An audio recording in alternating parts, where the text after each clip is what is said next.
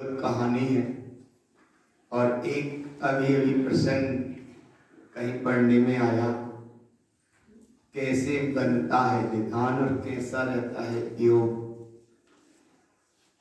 बंदरों के समूह में से एक छोटा सा बंदर समूह छोड़ देता है। वह रास्ता भटक गया, भटकी हुई थी रास्ता, भटक गया रास्ता।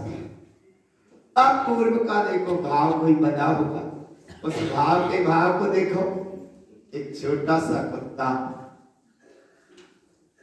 उस भूले हुए बंदर को कहाँ बैठा था, उससे बैठा था उसने अपनी पीठ पर, और पीठ पर बैठा कर वो कहाँ पहुंचा, पुलिस चौकी में। और कहीं क्यों नहीं पहुंचा, पुलिस चौकी में पहुंचा। पुलिस की वहां चौकी के जो अफसर आदि लोग थे, उन्होंने देखा ये भी बड़ी बात सरलता की करना की अपार धारा है। एक भूले हुए बंदर को और एक कुत्ता अपनी पीठ पर बैठा कर कहां लेकर पहुंच गया। अब उस मनुष्य का कर्तव्य क्या था, उसका भी भाव आया।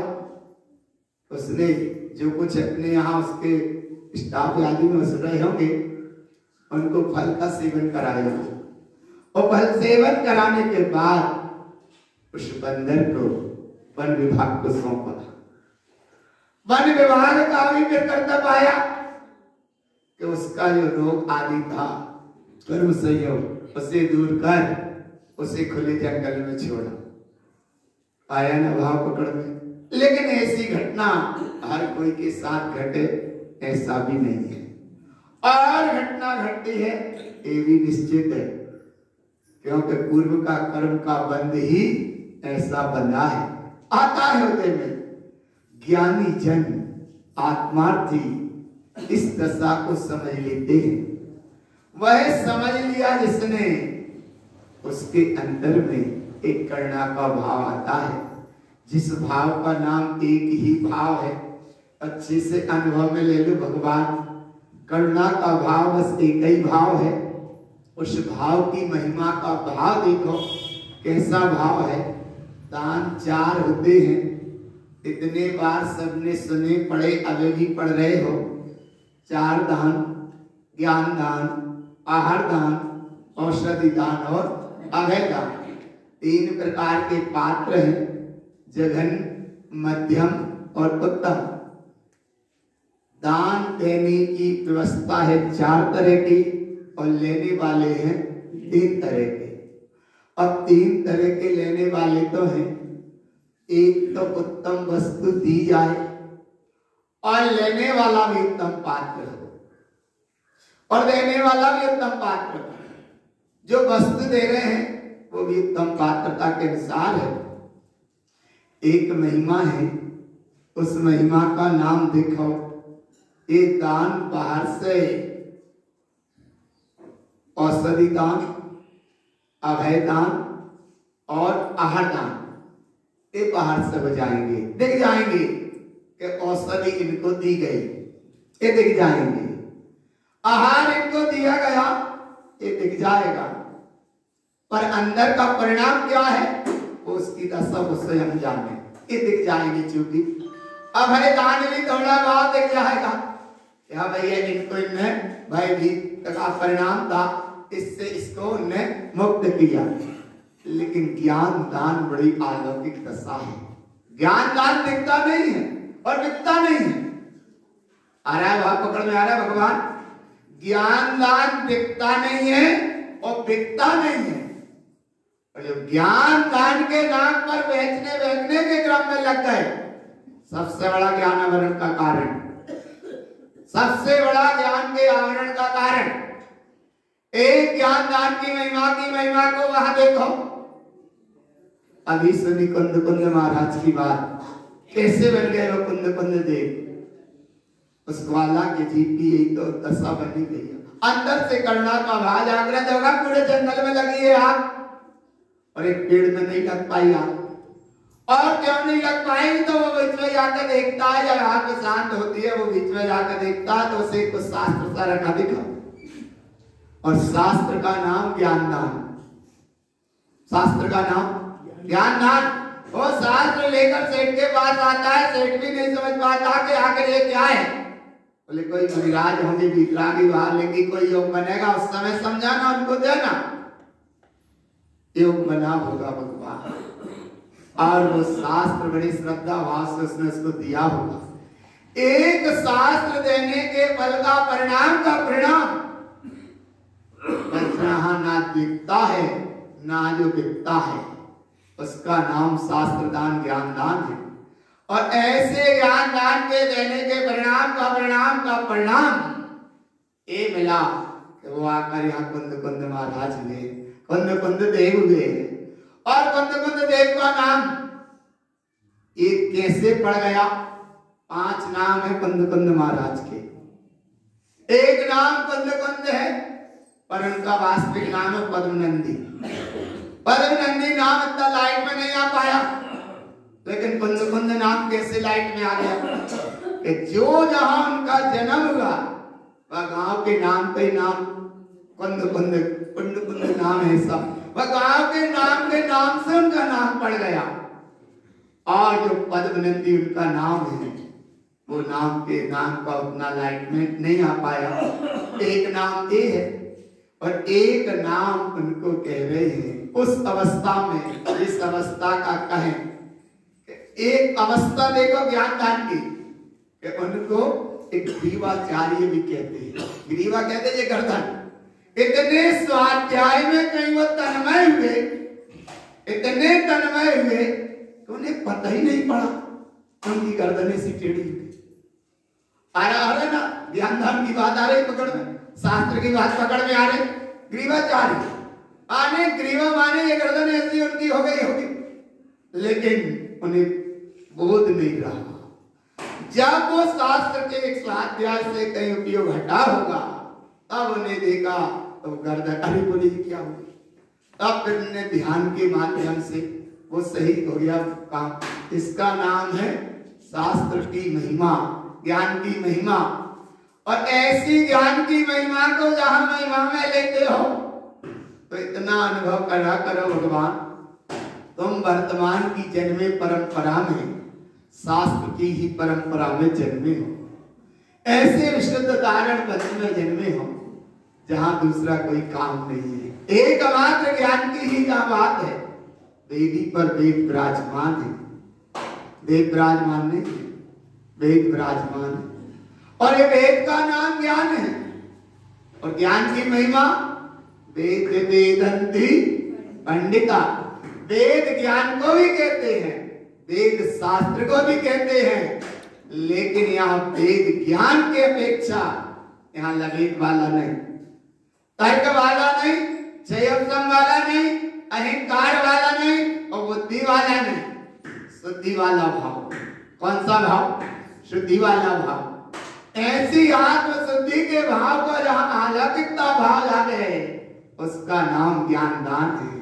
तो ज्ञानदान दो, लेकिन कुछ चाहे मत रखो। ज्ञानदान की बड़ी महिमा है। और ज्ञानदान को देखा जाए, इतनी महिमा है ज्ञान की, बड़ी अलौकिक महिमा है। एक जगह में सूत्र पढ़ने में आया, बड़ा आनंददायक वो सूत्र लगा कि एक शास्त्र अगर जिनवाणी को तुमने व्यवस्थित रखा, एक शास्त्र जिनवाणी को अगर व्यवस्थित रखा, तो उसका फल का एक परिणाम बताया, एक परिणाम बताया कि कम से कम 1000 मुनिराजों को आहार दान दो, उसके जो पुण्य मिले उसके ज्यादा कहीं पुण्य एक शास्त्र को व्यवस्थित रखने में, जिनवाणी को व्यवस्थित रखने में। अब आहार के नाम पर भी मत भटक जाना, आहार दान तो देना, लेकिन आहार के नाम पर भटक मत जाना।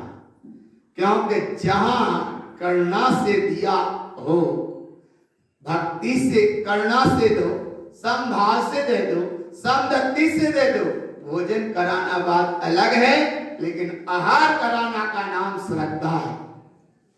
जैसा अगर महाराज जी ने ग्रंथत्रय के सूत्र में एक सूत्र आया है कि आहार तो है, कहीं किसी को करुणा से भोजन करा दो, वो दशा अलग है। कहीं संतति भाव से करा दो, वो दशा अलग है। वात्सल्य भाव से करा दो, वो दशा अलग है। लेकिन आहार नाम जहाँ पाएगा उसका नाम है श्रद्धा।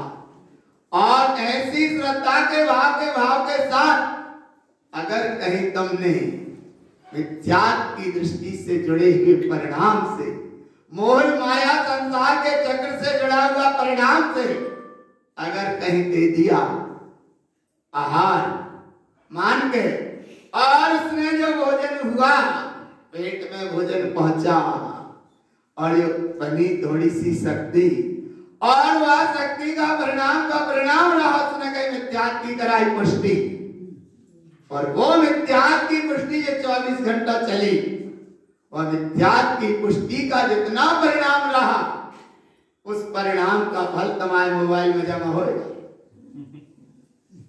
आ रहा पकड़ में आ रहा नहीं आ रहा 24 घंटा तक उसने अगर मिथ्यात्व की मान्यता से कोई जुड़ा परिणाम रहा, और शायद वो मिथ्यात्व के परिणाम का जुड़ा जो परिणाम रहा तो किसने कराया था?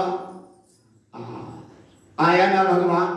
तो बोले अब हमने तो करा दे, का बिगड़गा? का नहीं बिगड़गा भगवान। जब ये आत्मा मिथ्यात्व के फल के उदय में जाएगी तो निगोद में एक श्वास में 8-10 बार जन्म मरण करने की यात्रा बनेगी। वहां फिर बिगड़ना तो दूर, सुधारने वाले सुनावे वाले नहीं मिलेंगे। आया ना भगवान। इसलिए दृष्टि रखो, निश्चितातम एक शास्त्र की ये महिमा, और आहार दान की ये महिमा, ज्ञान दान की ये महिमा, औषधि दान की ये महिमा, अभय दान की ये महिमा। दान बड़ा उत्कृष्ट है भैया, लेकिन देना और पछताना नहीं। देना लेकिन पछताना नहीं, और देने के बाद में कुछ चाहना नहीं, और देने लेने में कोई सेटिंग नहीं करना। आ रहा ना? और अगर ये चल रही है कहीं सेटिंग, तो वो सेंटिंग जैसी व्यवस्था है इसकी। सेंटिंग जानते हो? बोले जानते हैं। छत डल के 1 महीना तक वहां के नीचे बल्लियां लगी रहती है। आया ना कि कहीं के ना जाए। तो ऐसी अगर ये कहीं सेटिंगें चलती हैं तो बस सेंटिंग जैसी व्यवस्था है कि संसार में रहना बिल्कुल फिट है, पक्का है। क्योंकि जरा सी सेटिंग ना मालूम कितनी अनंत यात्रा की सेटिंग करा देता है। इसलिए भगवान एक ही भावना भाते हैं। बड़ी अद्भुत कहानी है।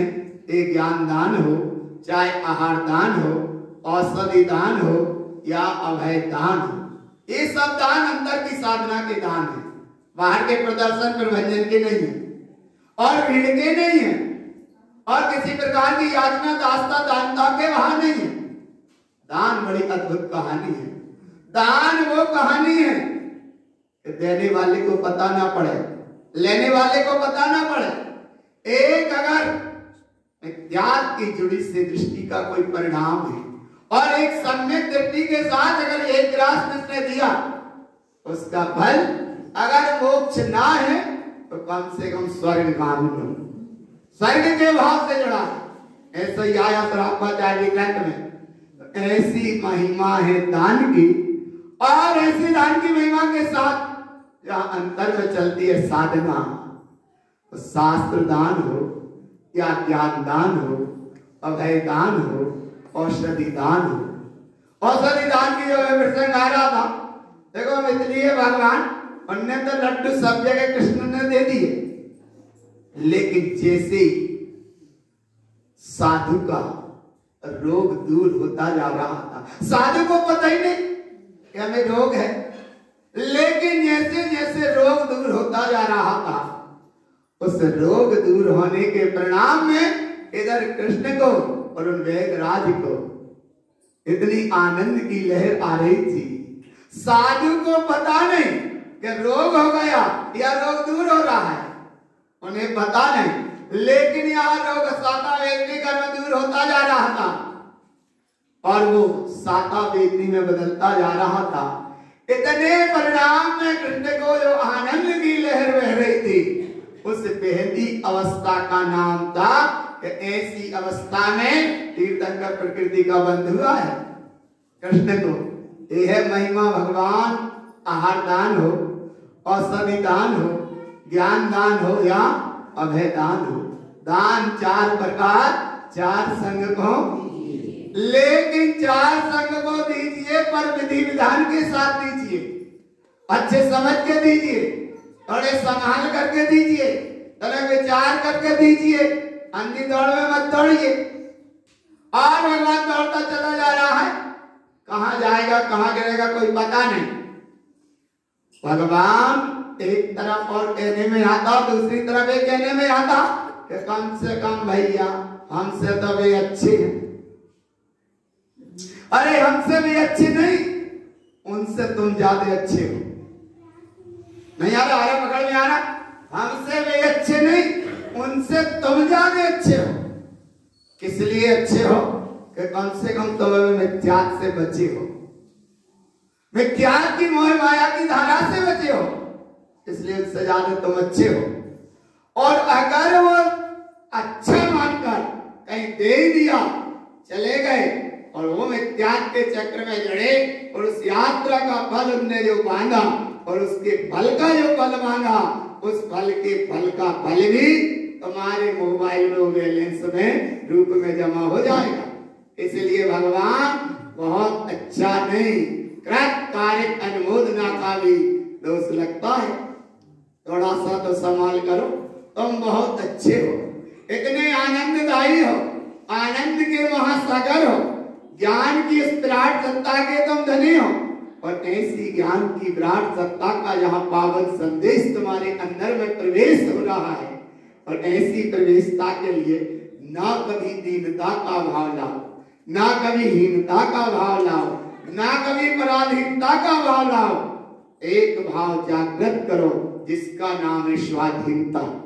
और ऐसी स्वाधीनता के भाव के साथ अगर तुम्हारा परिणाम चलता है तो सच्चा दान है। और अगर तुम्हारी कहीं ना कहीं दीनता हीनता पराधीनता का परिणाम है तो भटक जाओगे, भगवान भटक जाओगे। लोग कहते हैं कि द्रव्य आ जाएगा, पर कब आएगा? बोले द्रव्य के चढ़ाने से द्रव्य आ जाएगा। अरे कई जगह देखे मान्यता इतनी विपरीत पड़ी है जीव की, बोले तुम्हारे पास द्रव्य इसलिए नहीं है कि तुम ऐसा नहीं कर। कितनी जगह घटनाएं घटती है, कितनी जगह समझाते, कितनी जगह बताते भगवान। एक तरफ वो दशा है और एक तरफ ज्यादा सा देखो, पुण्य का परिणाम भी अगर है, माँ को भी होम कर दो, शिवांगली पूजा में पढ़ते हो, पुण्य का भी परिणाम अगर है, माँ को भी तुम होम कर दो, तब तुम एक स्वावलंबन जो तुम्हारा तत्वानुभव में आया वो सच्चा तुम्हारा द्रव्य है, ऐसा चैतन्य द्रव्य है। और ऐसे चैतन्य द्रव्य की जहां तुम चर्चा सुन रहे भगवान, चैतन्यता की जहां चर्चा सुन रहे और ऐसे दान की तुम महिमा सुन रहे भगवान, तो कम से कम इतना तो भाव रखना कि दान के नाम पर भी भटक मत जाना, दान के नाम पर भी अटक मत जाना। दान तो करना लेकिन बहुत अच्छे से, दान देना लेकिन बहुत अच्छे से समझ के देना, थोड़े से संभाल के भी देना, और थोड़ा समझ के भाव के साथ देना कि कहीं ये दी हुई वस्तु कहीं हमारे विपरीतता का भी कारण ना बन जाए। बड़ी संभाल की बात है भैया, समय एक देता है जिनवाणी श्रवण का साहित्य अंतर आत्मा जग जाए। तो जिनवाणी के ऐसे पंथ विराटता में तुम जन्मे, जिन शासन के जिन मार्ग में तुम शाश्वत मार्ग में जन्मे हो, शाश्वत तुम दान की भी बात सुन रहे हो, शाश्वत पात्रता की भी बात सुन रहे हो, और ये जिनवाणी की महिमा के साथ में ये सूत्र है। और अब एक सूत्र और, जिनवाणी की साधना आराधना व्यवस्थित है तो बड़ा उत्कृष्ट फल है, और कहीं जिनवाणी की प्रार्थना है, एक जिनवाणी की शास्त्र की प्रार्थना का फल। तो जिनवाणी की बात समझना, नहीं तो जिनवाणी में ही अटक जाओ, जिनवाणी के नाम पर। जिनवाणी तो जिनेंद्र परमात्मा का संदेश है उसका नाम जिनवाणी, और जिनवाणी के नाम पर पढ़ के अगर कहीं भगवान जिनवाणी में ही अटक गए तो फिर संसार का कारण है। इसलिए जिनवाणी की प्रार्थना, वहां वो सूत्र दिया, जिनवाणी की प्रार्थना अर्थात जिन शब्द की प्रार्थना, उसका नाम है अन्यानी जिनवैनम अन्यानी अलहंदो, अर्थात जिनेंद्र के वचनों का जो हनन कर रहा है। जिनेंद्र परमात्मा कह रहे हैं तू स्वयं भगवान है, भगवान महावीर कह रहे तू स्वयं भगवान है, गुरु महाराज कह रहे तू स्वयं भगवान है, और ना तो महावीर की मान रहा है बात, ना जिनेंद्रों की बात मानी, ना गुरु महाराज की बात मानी, बस नहीं मानना। जय का मतलब है जिनवैनम आने अलहंतो, जिनेंद्र के वचनों का हनन कर रहा। एक तरफ जिनेंद्र परमात्मा कह रहे तू स्वयं भगवान है, हर आत्मा भगवान है, और यही के यही बोले मैं 60 साल का, मैं सुखी दुखी में रंगराव, मेरे धन ग्रह गोधन प्रभाव, माने सब कुछ मेरे अंदर सब है वो यही है। ये सब अज्ञान का परिणाम है, और ऐसे अज्ञान के परिणाम का परिणाम जिनवैनम अलहंतो, जिनेंद्र के वचनों का लोप करना, इसका नाम है अलहंतो, माने हनन करना। तो जिनेंद्र के वचनों का क्या हनन करोगे? हनन होता है अपने आत्म स्वभाव, ज्ञान का जो आवरण होता है उस आवरण का भी परिणाम बताया। अगर जिनवाणी शास्त्र की विराधना भई, उस विराधना के फल का फल ये बताया 100 गांव को जला दो, 100 गांव को जलाए, और उधर जिनवाणी के विराधना का फल का अपना बंधुक जो बना उसके फल को बताया। तो एक तरफ साधना में ये बताया, एक तरफ विराधना में ये बताया, लेकिन जिनवाणी में किसी भी प्रकार की कोई बात ना रहे। जिनवाणी तो रह गई पीछे, और जिनवाणी रह जाती है पीछे, महावीर का संदेश या जिनेंद्र परमात्मा का संदेश रह जाता है पीछे, और पहले प्रेजेंट रूप में उनका लिखा जाता है। और किसी भी प्रकार की जिनवाणी पे तो फोटो की अर्चना वंदना होने की चाहिए, आया ना भगवान? बिल्कुल नहीं हो। अगर वहां में कहीं आ भी गया, कहीं कोई कर ही देता है तो बिल्कुल स्वीकार ग्राह्य नहीं, क्योंकि तुमने पेज पलटा, तो जहां से पढ़ना था अपाणम सोता पाणम, या जहां से उपयोग स्वभाव की ओर चलना था जिनवैनम सैतनम, तो वो भाव तो बाद में आया, पहले भाव वो पकड़ में आ गया कि किसका है, कौन कौन का है। तो ये संसार के कारण है भगवान, इसलिए जिन सब की बड़ी महिमा है, और अपने यहाँ तो कोई ऐसी परंपरा भी नहीं है ही नहीं है परंपरा। अगर परंपरा है तो वो एक है, परंपरा है धर्म है, केवल भाषित सोए आकी नय वाणी कहे मिथ्या मति को होय।